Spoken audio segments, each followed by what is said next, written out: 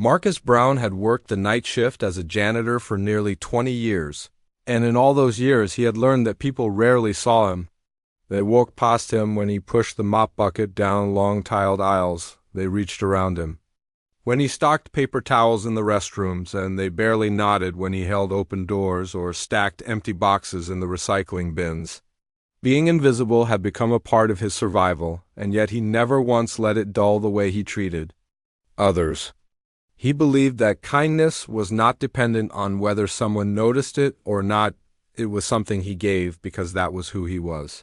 His late wife had once told him, "You don't have to shine a spotlight to be a light, Marcus. Just be who you are." He had carried those words through decades of overlooked labor, underpaid hours, and the slow erosion of dreams he once had on that winter afternoon. Marcus was finishing his shift at the Greenfield Market, a chain grocery store owned by Hartman Enterprises. The store was brightly lit but carried an air of exhaustion, buzzing fluorescent lights, tiled floors that had been cleaned so many times the polish had lost its sheen, and employees who moved with the weary rhythm of repetition. Marcus was pushing his mop toward the back corner when he noticed an elderly woman standing at the cashier's counter. She was dressed in a faded brown coat that hung too loosely on her shoulders, her gray hair tucked beneath a knitted cap that had lost its color from too many winters. Her hands trembled as she clutched 3 items on the conveyor belt: a can of soup, half a loaf of bread wrapped in clear packaging, and a small carton of milk. That was all she carried, and yet her face carried the weight of someone trying to stretch her last few dollars into more than they were worth.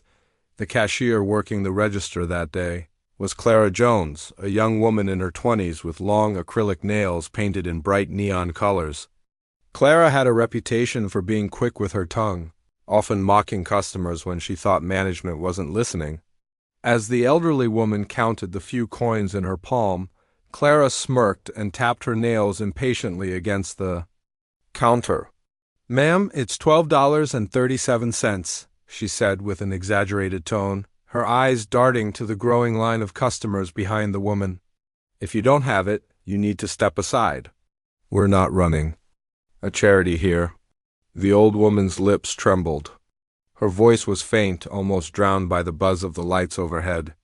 I didn't realize it would be that much," she whispered, her eyes lowered in shame. The people in line shifted uncomfortably, some sighing, others checking their phones, no one offering help. Marcus felt something twist inside his chest. He had seen scenes like this before, seen elderly men and women treated like burdens instead of human beings. Seen working mothers turned away when their food stamps didn't scan. Seen children cry when a parent had to put back cereal boxes because they couldn't afford them. But something about the frailty of this woman's voice, the way her shoulders hunched as if she were trying to disappear, struck him deeper than usual.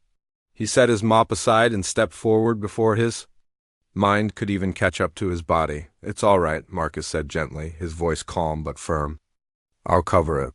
The cashier raised her eyebrows and gave a mocking laugh. "You? On your janitor's paycheck?" "Please." She crossed her arms, smirking as though the very idea of a man like Marcus paying for someone else was absurd. Marcus ignored her sneer. He reached into the pocket of his uniform and pulled out his worn leather wallet. The same one he had carried for decades, the leather cracked at the edges. He slid a $20 bill across the counter, his hand steady, his eyes meeting the woman's with warmth. "No need to worry, ma'am," he said. "You'll have your food today." But before Clara could ring it up, a heavy hand slapped the bill off the counter. The sound was sharp, startling the customers in line. The bill fluttered to the floor like a wounded bird. Marcus turned to see Tom Bolton, the store manager, standing there with his square jaw clenched and his face red with irritation. Tom had been in retail management long enough to believe he owned every square inch of his store, and he enjoyed wielding that authority like a weapon. "What the hell do you think you're doing, Brown?" Tom barked, his voice loud enough to echo through the aisles. "This isn't your business? You think you're some kind of hero?" Marcus straightened his shoulders, though his heart pounded in his chest. "I was just helping," he said evenly. "Helping?" Tom spat the word out like it was poison. "You're a janitor." Your job is to clean floors, not play savior to every beggar that walks through those doors. You people are all the same, always trying to stick your nose where it doesn't belong." The line went silent. A customer dropped his basket. The elderly woman's eyes widened in shock, while Clara smirked behind the counter. Clearly entertained by the unfolding drama, Marcus felt his face flush, but he kept his voice steady. "That woman needed help. I wasn't going to stand by and do nothing." Without warning, Tom raised his hand and slapped Marcus hard across the face. The sound cracked through the air, and Marcus's head jerked to the side. The sting burned, but what hurt more was the silence that followed, the silence of every person watching but not stepping in, the silence of witnesses who chose to be spectators rather than allies. Marcus slowly turned his face back, his eyes locked on Tom's. His cheek throbbed, but he refused to look away. "You can hit me if that makes you feel like a man," Marcus said quietly, "but it won't change what's right." Tom's face twisted with fury. "You're done here. Fired. Get the hell out of my store before I have security drag you out." Marcus inhaled slowly. He bent down, picked up the $20 bill from the floor, and placed it back on the counter. He turned to the elderly woman, his voice gentle once more. "Take it, ma'am. This one's on me." The old woman's hands trembled as she accepted the bill, her eyes glistening with unshed tears. She opened her mouth as if to speak, but no words came. Instead, she simply nodded, a silent gesture of gratitude that cut deeper than any words could. Marcus turned back to Tom. "You can fire me. That's your power, but you can't make me stop being who I am." Tom's lips curled in disgust. "Get out!" he snarled. Marcus picked up his mop and bucket, his steps slow but deliberate as he headed toward the door. He did not look back. At the stares of the customers, or the triumphant smirk of Clara, or even the burning hatred in Tom's eyes. He walked out with his head high, his dignity intact. Even though his livelihood had just been ripped from him, what no one noticed, however, was the old woman standing silently near the exit, clutching her grocery bag as though it weighed 1,000 pounds. Her posture had changed. The fear that had once clouded her face was gone, replaced by a calm and calculating expression. She had witnessed everything, the cruelty, the silence, and the one man who had stepped forward. And though no one in that store knew it, she was not just any old woman. She was Evelyn Hartman, the mother of Daniel Hartman, billionaire CEO of Hartman Enterprises and owner of every greenfield market in the city. She had come in disguise, dressed as one of the forgotten, to see how her son's empire treated the people most often overlooked, and now she had her answer. The fallout, the cold January. Wind nipped at Marcus's face as he stepped out of Greenfield Market for what he thought might be the last time. The sting of Tom Bolton's slap still lingered on his cheek, and though his face burned with both pain and humiliation, Marcus forced himself to walk with measured steps. Each push of the mop bucket's wheels across the sidewalk made a faint squeak, echoing against the empty parking lot. He didn't know what the future held, whether he would find another job, whether the small savings he had managed to scrape together would stretch far enough to keep the lights on. But one thing he knew for certain: he had no regrets. Kindness was never something he did for applause. It wasn't a performance or a calculated gesture to win favor. It was instinct, carved into his very bones from a lifetime of understanding what it meant to be overlooked. When you have known hunger, you don't stand by and let others starve. When you have known cold, you don't refuse someone a coat. And when you have known silence, you don't ignore someone's trembling voice asking for help. Marcus had lived all those things, and they had shaped him into a man who could not ignore suffering, even if it cost him everything. As he loaded his mop and bucket into the back of his old, rusted truck, the fluorescent glow of the store sign illuminated his weathered features. He caught his reflection in the cracked side mirror, gray streaks in his hair, lines etched deep into his forehead, calloused hands that had scrubbed countless floors. He looked like a man worn thin by life, but there was still a quiet dignity in his eyes. He rubbed his cheek once more, then shook his head. "Let them take the job," he muttered softly. "They can't take who I am." The drive home was slow, the heater in his truck barely working. The streets of the city stretched long and indifferent, neon lights flickering above storefronts that promised more than they delivered. Marcus pulled into the cracked driveway of his modest two-bedroom house on the south side of town. The porch light flickered faintly, a reminder that he needed to replace the bulb task he had put off because the utility bill was already high enough. Inside, the warmth of home greeted him, not from the heater, which sputtered unevenly, but from the people who made the small space feel alive. His daughter, Alicia, was at the kitchen table helping her son Marcus's grandson, Darren, with his math homework.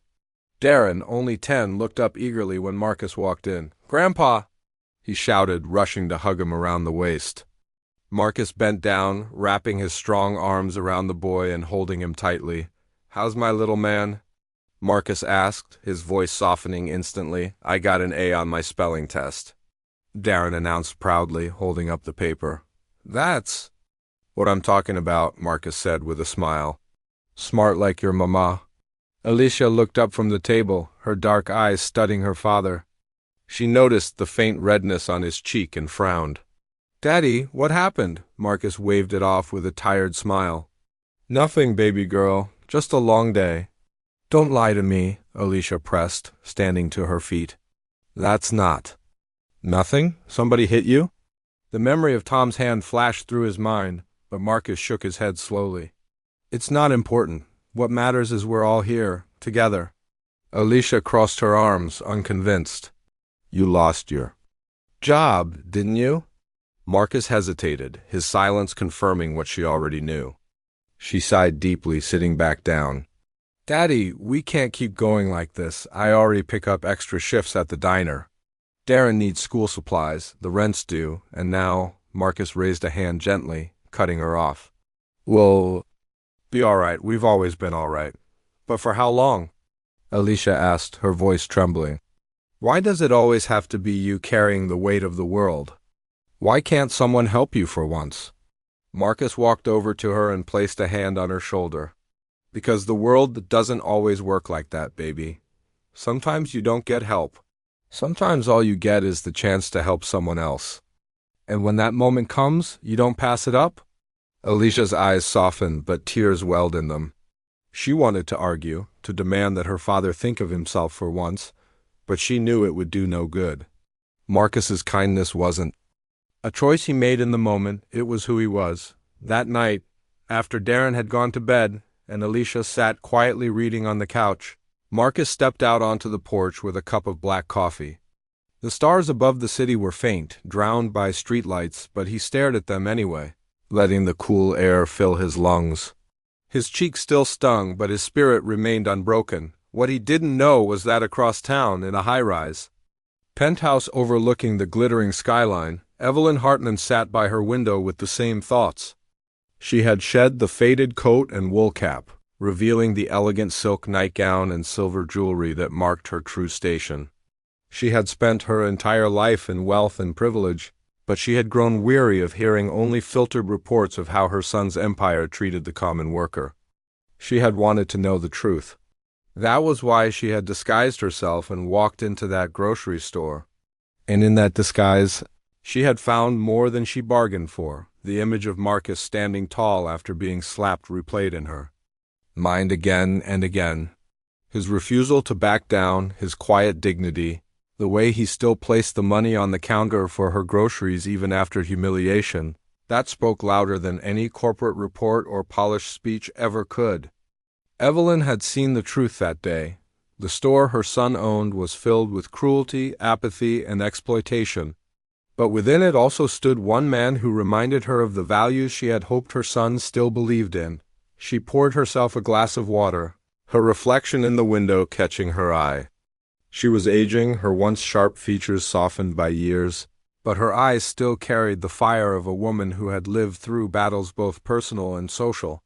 She whispered to herself, "He has no idea what seed he planted today." The following morning, Marcus woke early out of habit, though he no longer had a job to go to. He sat at the small kitchen table, sipping coffee and staring at the worn bills stacked neatly in a pile. His savings would barely cover 2 months if he stretched. His mind drifted to the moment in the store, the slap, the dismissal, the silence of the crowd. But he also thought of the old woman's eyes, the gratitude there, the quiet dignity she carried even in rags. That memory steadied him. Meanwhile, Evelyn dressed once more in the same tattered disguise. She returned to Greenfield Market, curious to see whether anyone had changed after yesterday's ordeal. As soon as she stepped inside, Clara spotted her and sneered. "Oh no, not you again," she said, her voice dripping with disdain. "Didn't we deal with this already? You're not welcome here. Go beg somewhere else." Before Evelyn could reply, a voice cut through the tension. "She's a human being," Marcus's voice said firmly. Evelyn turned to see him walking back into the store, his cheeks still faintly bruised, but his stance unwavering. He was no longer on the clock, no longer employed, yet he stood tall as though he still belonged. Tom stormed forward, his face red. "I told you you're fired, Brown. You have no business here. Leave before I call security." "I'm not going anywhere," Marcus replied calmly. "Not until you stop treating people like garbage." The crowd gathered again, eyes wide, breaths held, waiting to see how far this man would go. And before Tom could shout for security, the glass doors slid open and a tall figure in a tailored suit strode in. The crowd froze, whispers spread like wildfire. Everyone recognized him instantly. Daniel Hartman, Billionaire, CEO of Hartman Enterprises. The very man whose face adorned business magazines and financial news programs. Daniel's gaze swept over the scene, his mother in disguise. Marcus standing protectively before her, the sneering cashier and the furious manager. He said nothing at first, but the weight of his silence was enough to still the entire room, and in that silence, lives were about to change. The revelation when Daniel Hartman entered the Greenfield Market that morning, the air shifted instantly. It was as though the very walls recognized the presence of the man whose name was stamped on every corporate letterhead, every paycheck, every gleaming new store built in the past decade. He was a man the media portrayed as untouchable, gracing covers of Fortune and Forbes, sitting on panels of economic power, rubbing shoulders with presidents and prime ministers. Yet here he was, in an ordinary grocery store with scuffed floors and flickering lights, his polished leather shoes clicking sharply against the tile as he advanced. Tom Bolton's bluster died on his lips when he saw Daniel, the man who had built his reputation on intimidation and unchecked authority, suddenly looked like a schoolboy caught cheating on a test. Clara, the cashier, gasped audibly, her mouth falling open as she fumbled to hide her smirk. The customers, who had moments before been watching with idle curiosity, now stood stiff, whispering among themselves, their phones discreetly raised. To capture the surreal scene, Daniel's eyes swept across the room with piercing precision. He saw the cashier frozen in guilt, the manager pale with fear, and Marcus standing protectively in front of an elderly woman in a worn coat, his mother. Evelyn's eyes met her son's, and in that brief exchange, an entire lifetime of expectation, disappointment, and hope passed silently between them. Daniel had always admired his mother's conviction, her insistence on justice and humanity in a world too eager to forget both. What he had not realized was that she had decided to test his empire the way only a mother could by disguising herself as one of the invisible, and seeing how his legacy treated the overlooked. Daniel finally spoke, his voice low but resonant, carrying through the silence like a commandment. "She doesn't need security," he said, nodding toward Marcus. "She needs a promotion." The silence was deafening. Every person in that room turned to stare at Marcus, who himself blinked in disbelief, unsure whether he had heard correctly. A promotion? From a janitor, what? His mind reeled. Daniel turned sharply toward Tom. "And you," he said, his tone hard as steel, "need to clear your desk." Tom's face went sheet white. "Sir, I didn't know. I didn't realize who—" "No," Daniel interrupted, his words like the crack of a gavel. "You didn't care. That's worse." The crowd murmured. Tom opened his mouth again, desperate to save himself, but Daniel raised a hand, silencing him instantly. Then Daniel stepped toward Evelyn. His tall frame softened as he reached out, placing a firm, protective hand on her shoulder. This woman, he said, his voice steady, is my mother. She came here, in disguise, to see how my stores are run, to see how we treat people, especially those who seem invisible. Gasps rippled through the crowd. Clara's face drained of color. Customers exchanged wide-eyed glances. The elderly woman in rags was not a beggar at all. She was the mother of the billionaire who owned everything they stood in. Daniel's expression hardened as he turned back to the staff. My mother was disrespected, humiliated, and only one person showed her kindness. Not the staff, not the management. Not the ones who laughed or stood by, only him. He pointed to Marcus. Marcus shifted uncomfortably under the weight of so many stares, his heart pounding. He had never sought recognition, he had only wanted to do the right thing. But now the world's attention was focused on him, and he felt like a man standing at the center of a storm. Your name? Daniel asked him directly. Marcus Brown, he replied quietly, his deep voice carrying more strength than he realized.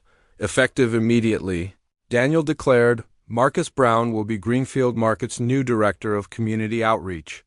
He will have an office, a salary, and the authority to ensure that no one in our stores is ever treated the way he was treated. The crowd erupted in whispers. Some clapped hesitantly. Others stared in stunned disbelief. Tom stammered, But sir, he's just a janitor. Daniel's eyes flashed dangerously. No, he is a man with moral clarity. Something far rarer in leadership than a title. And you? He gestured at Tom with a flick of his hand. You are finished here. Hand over your badge. Tom's mouth opened and closed like a fish gasping for air. But the security guard had already stepped forward, his hand outstretched. With trembling fingers, Tom surrendered his keys and ID badge. He looked around desperately, but there was no sympathy in the eyes of the people who had once feared him. Daniel looked back at Clara, a cashier whose hands shook as she tried to steady herself. And you, he said coldly, will be relieved of your duties. Effective immediately, Clara let out a choked gasp. Please, sir, I didn't mean... You meant every word, Daniel said sharply. And it was cruelty, not customer service. My company has no place for that. She burst into tears, but Daniel did not waver. Turning back to Marcus, Daniel's tone softened. You did something brave today. Not just for my mother, but for what's right. That's why you deserve this. Marcus swallowed hard, his throat tight. He shook his head faintly. I didn't do it for recognition, he said quietly. I just didn't want to walk past someone in need. Daniel's lips curved into a faint smile. That, he said, is exactly why you deserve it. Evelyn's eyes glistened with pride as she reached out, taking Marcus's hand and squeezing it gently. You reminded me, she whispered, that goodness still exists in the places people least expect. And just like that, the janitor who had been humiliated and fired hours before became the centerpiece of a movement that would shake the very foundation of Hartman Enterprises. The crowd inside the store erupted into applause, genuine, thunderous, applause that Marcus had never in his life expected to hear directed at him. Customers clapped, employees looked on in awe, and even strangers wiped away tears as they realized they had witnessed something extraordinary.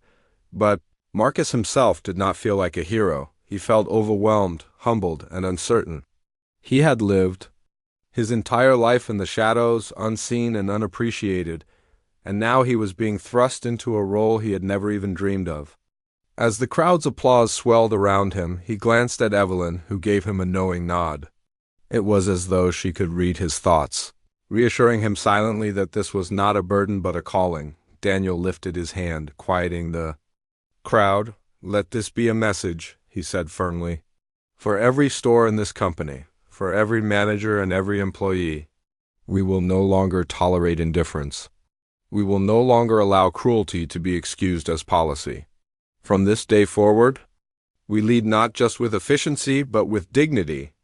The words rang out like a promise, reverberating through the aisles of the store and etching themselves into the memories of everyone present. The moment would be retold, replayed, and remembered far beyond the walls of that grocery store. As the applause faded, Marcus exhaled slowly, his chest heavy with both fear and resolve. He did not know what awaited him in this new role, but he knew one thing for certain: his life and the lives of those around him would never be the same again. Outside, the winter sun broke through the clouds, casting a golden glow over the store's parking lot.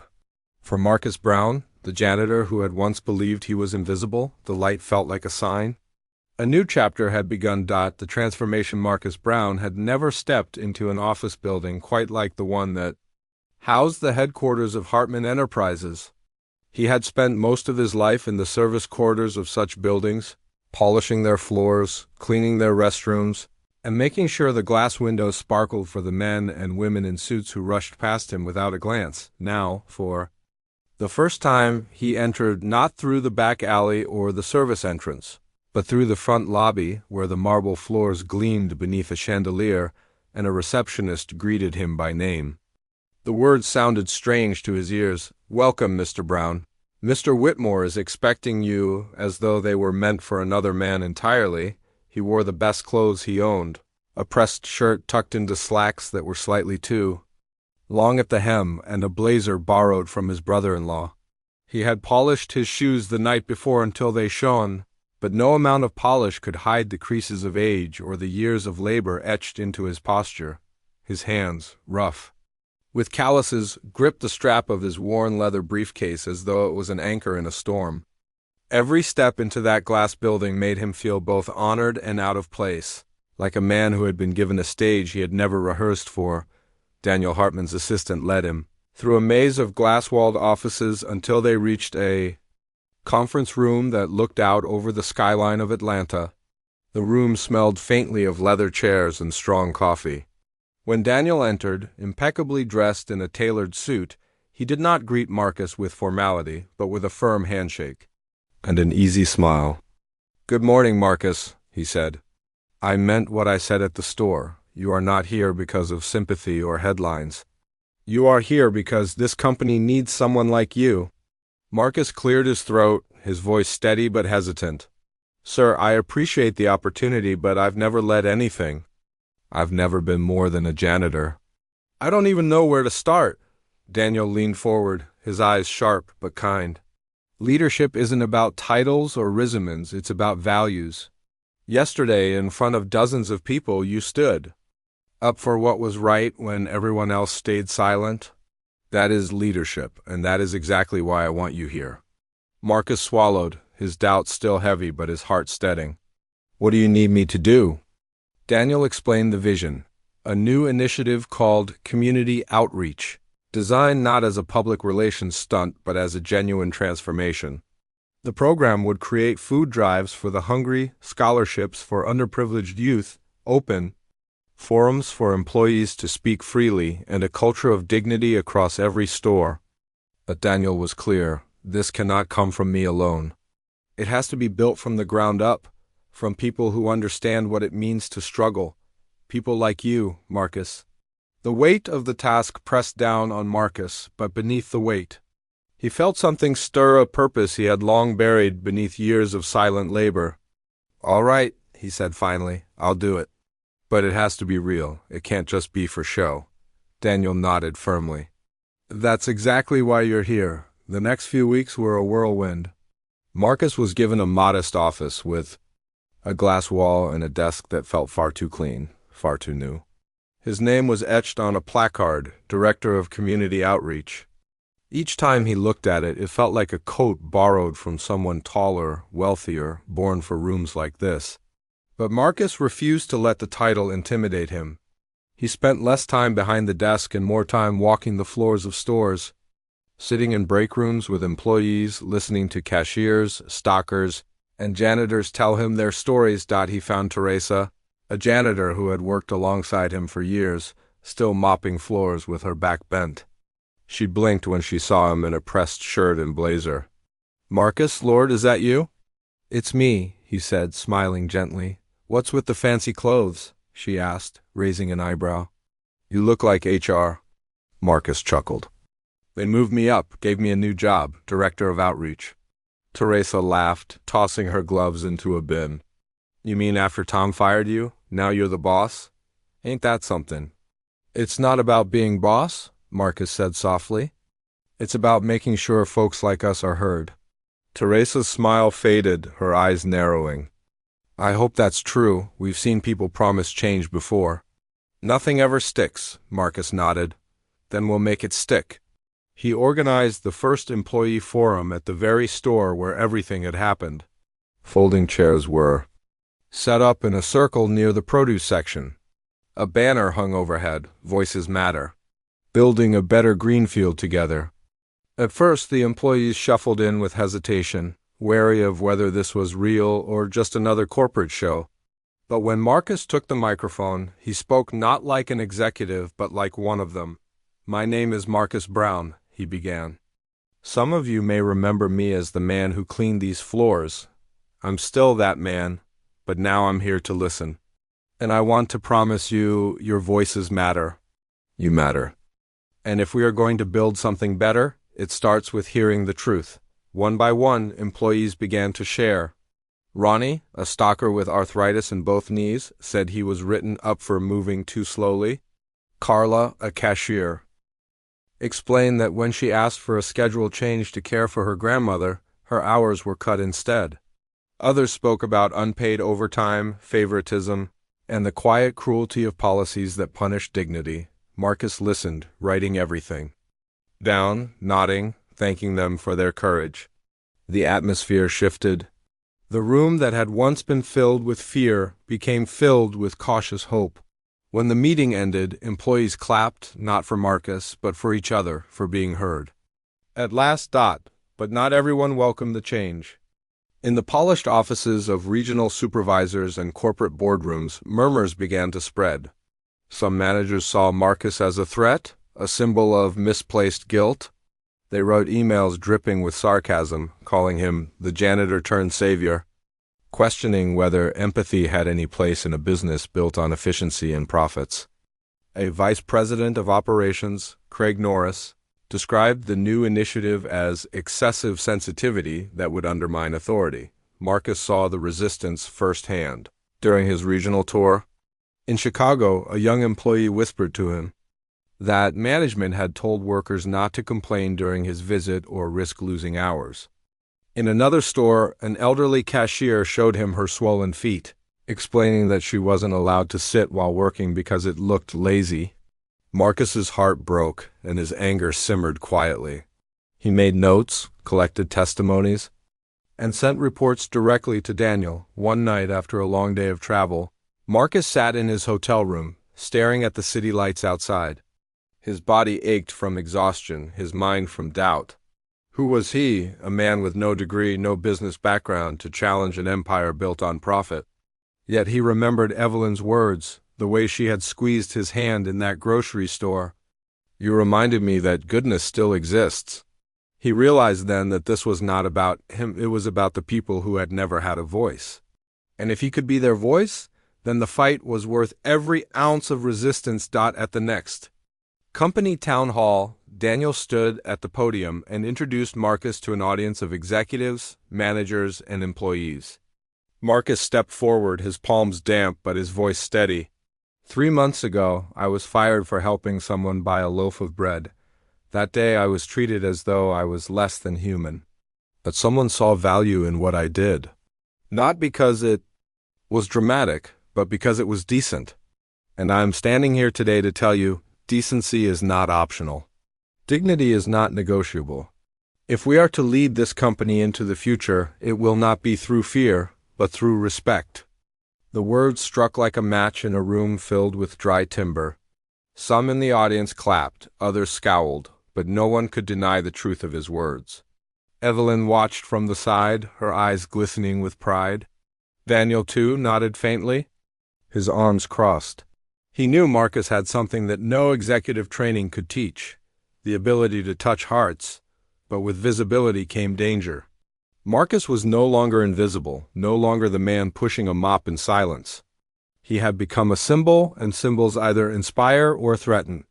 He would soon learn that the more he shined light into dark corners, the more the shadows would fight back. The resistance for weeks, Marcus poured himself into his new role with the same quiet determination that had carried him through years of overlooked labor. But what he did not realize in the beginning was that the kindness which had elevated him to this position was now a direct threat to people who had learned to profit from cruelty and silence. Every story he collected from workers, every report he forwarded to Daniel, every small change he tried to enforce these things, though rooted in dignity and justice, began to stir resentment in the darker corners of the company. It began subtly.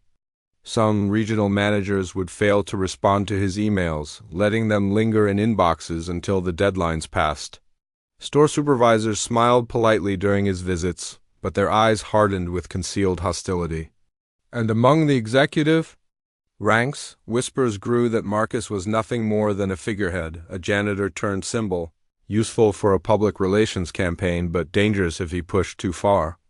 Marcus sensed it in the way conversations would stop when he entered a room, in the way certain men in suits avoided eye contact, in the faint smirk on Craig Norris's lips whenever Marcus spoke in meetings. One evening, as Marcus sat in his modest office scribbling notes from a store visit, his assistant Jordan entered with a stack of papers.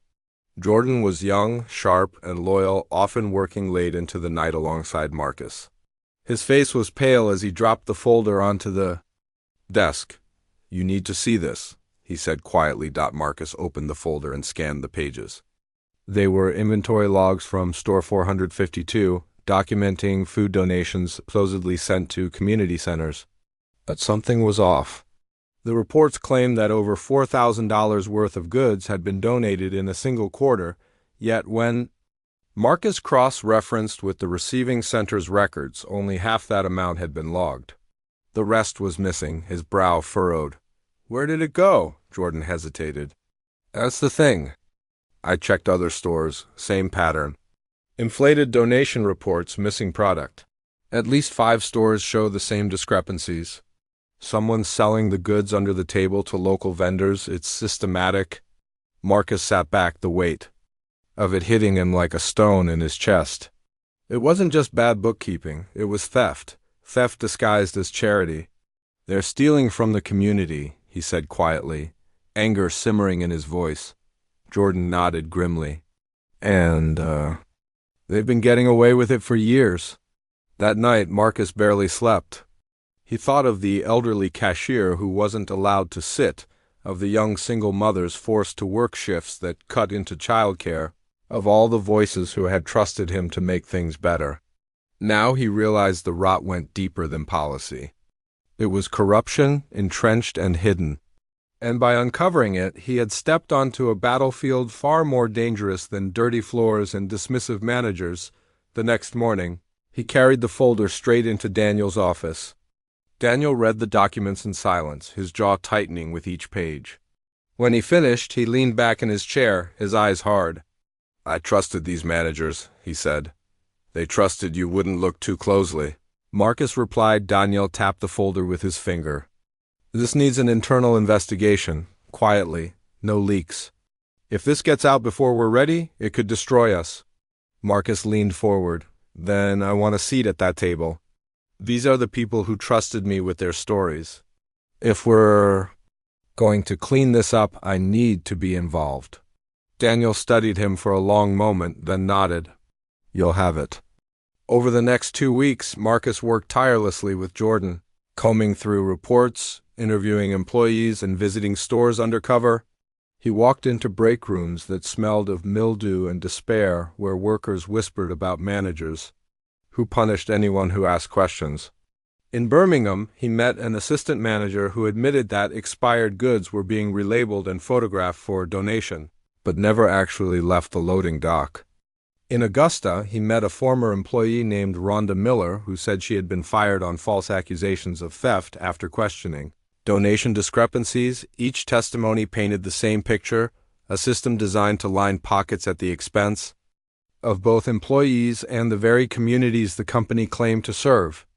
Marcus wrote everything down, determined to bring it into the light, but the shadows noticed. One evening, Marcus returned to his office to find the door slightly ajar.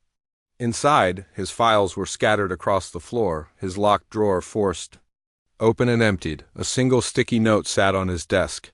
In block letters, a tread back off, not everything needs fixing. He stared at it for a long moment, his heart pounding. Fear pricked at the edges of his thoughts. But what burned hotter was anger, not for himself, but for the people who had trusted him. He fed the note through the shredder, the paper disappearing into ribbons. Then he picked up the phone and called Jordan. Find out who accessed my office in the last 24 hours. Swipe, logs, security footage, everything. We're not backing down. The threats grew more personal. Anonymous emails appeared in his inbox warning him to stop digging. His phone buzzed with blocked calls that went silent when he answered. 1. Morning, he found a letter slipped under his door at home. It was typed, unsigned, cold. We've seen your fight. You dig too deep. You may uncover things you were never meant to see. Step back for your sake and your family's. Marcus sat at his kitchen table holding the letter. His grandson Darren asleep on the couch nearby, Alicia humming softly in the kitchen. The fear twisted his stomach, but when he looked at the boy's sleeping face, something hardened inside him. He whispered to himself, if I stop now, what kind of world does he grow up in? The next day, Marcus met Evelyn at a small cafe in Midtown. She had been following his work closely, often sending him handwritten notes of encouragement. As he explained the threats and the corruption, her eyes narrowed with quiet fury. They're scared of you, she said. That means you're close to something. I didn't come here to tear the place down, Marcus admitted, his voice heavy. I just wanted people to be treated right. Sometimes to build something clean, Evelyn replied, her old hands wrapping firmly around his. You have to scrape away the mold, and that makes people uncomfortable. Marcus nodded slowly, her words searing into his resolve. What if I push too hard? Push, she said firmly. The people who matter will stand with you. The rest were never meant to stay. Not long after, the whispers turned into outright attacks. A formal complaint was filed against Marcus, accusing him of intimidation and misconduct. HR launched a third-party investigation. He was instructed to work from home, his badge access revoked. Many would have taken that as a sign to retreat, but Marcus refused. From his kitchen table, he built a map of every testimony, every missing dollar, every false report. He called former employees late into the night, his notepad filling with names and dates. Meanwhile, stories began to leak into the press. Anonymous. Tips about corporate corruption, about whistleblowers being silenced. The narrative was shifting, and Marcus knew he was running out of time to bring the truth fully into the light. One evening, Evelyn arrived at his house unannounced, carrying a box of old photographs and a bag of groceries. They sat together flipping through pictures of her in her younger days, marches, protests, charity kitchens. Her voice trembled as she said, I thought we fixed this back in the 70s. I really believed we did, Marcus shook his head slowly. Systems don't die, they evolve, they hide in new places. But they can still be exposed. Evelyn looked at him with fierce pride. Then expose them. Shine brighter so they can't hide anymore. As the night wore on, Marcus sat at his desk, the letter of threats crumpled beside him. The photographs of Evelyn's past spread before him, and the voices of workers echoing in his memory. He realized the truth. He was no longer just fighting for himself or even for his coworkers. He was fighting for every silent voice, every overlooked worker, every community robbed of dignity. And if the shadows wanted him silenced, he would answer with light. The battle lines had been drawn. And Marcus was ready. The morning of the Greenfield Enterprises annual town hall dawned gray and heavy with drizzle, as though the sky itself anticipated the storm that was about to break.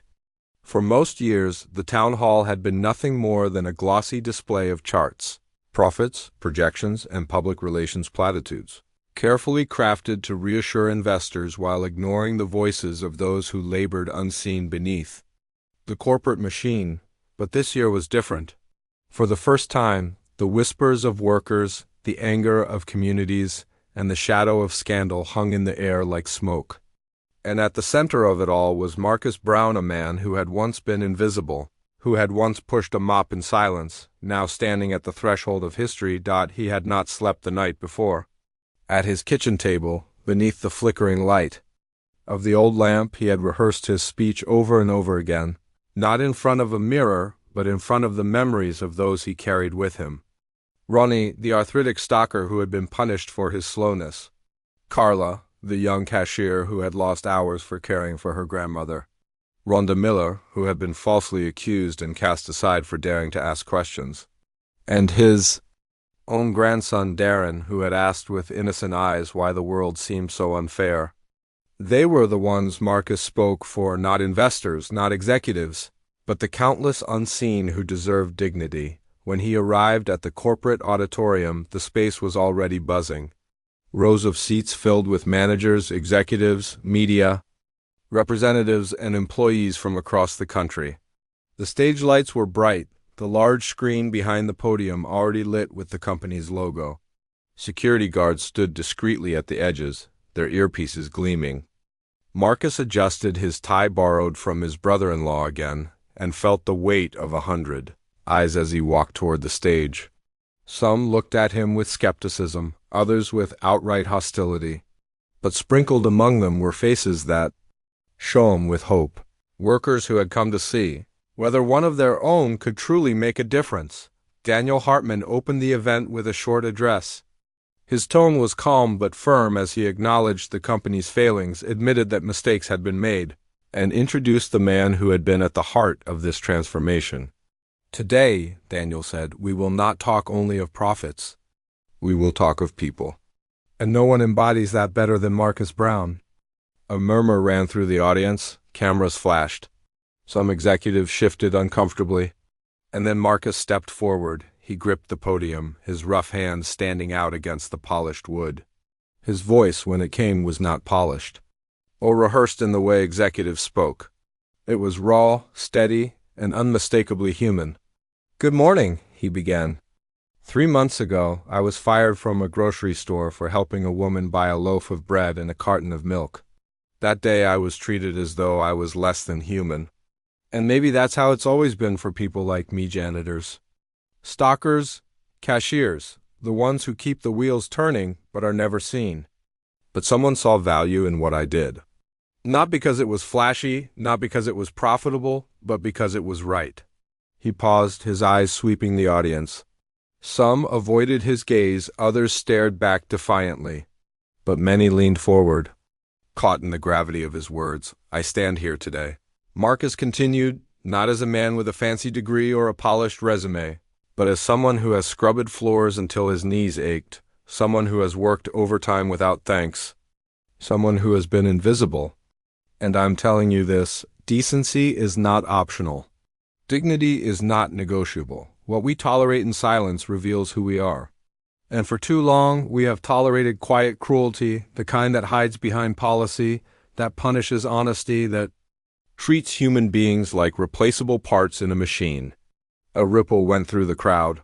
Marcus drew a deep breath, then lifted a folder from the podium. This, he said, holding it up, is proof.